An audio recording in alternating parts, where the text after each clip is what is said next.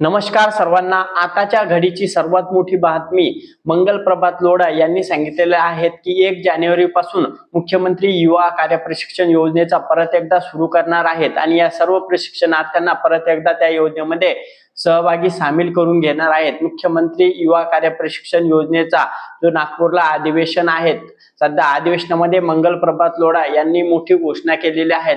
मंगल प्रभात लोढा यांनी सांगितलेलं आहे की 1 जानेवारी पासून परत एकदा मुख्यमंत्री युवा कार्य प्रशिक्षण योजना सुरू केल्या जाणार आहेत आणि त्याच्यामध्ये या सर्व प्रशिक्षणार्थ्यांना सहभागी सामील करून घेण्यात येणार आहेत। तर सर्व प्रशिक्षणार्थ्यांसाठी आनंदाची बातमी आहे की नागपूरला जो मोठा चॉकलेट मोर्चा सध्या सुरू आहे, त्या चॉकलेट मोर्चामधील कालच झालेली जी घटना आहे की प्रशिक्षणार्थ्यांना लाठीचार, बऱ्याचशा महिला भगिनी सुद्धा गंभीर दुखापत झालेले आहेत।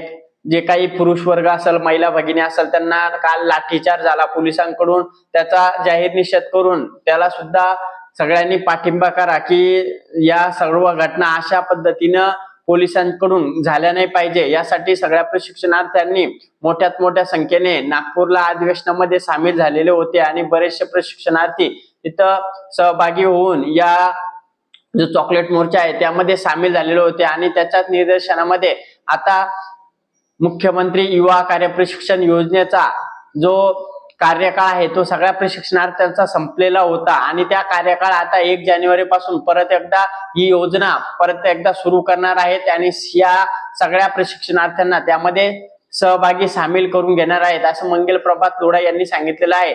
त्याच्यामुळेच एकनाथ शिंदे साहेब असेल, मुख्यमंत्री देवेंद्र फडणवीस साहेब असेल, यांनी लवकरात लवकर या योजनेचा निर्णय लावा आणि सगळ्या प्रशिक्षणार्थ्यांना कायमस्वरूपी कंत्राटी पद्धतीने घ्यावं अशी सगळ्या प्रशिक्षणार्थ्यांची इच्छा आहे। त्यासाठी बालाजी पाटील चाकूरकर साहेब आणि तुकाराम बाबा यांचं नागपूर येथे चॉकलेट मोर्चा निघालेला होता आणि तो चॉकलेट मोर्चामध्ये सगळे प्रशिक्षणार्थी सहभागी होतेच।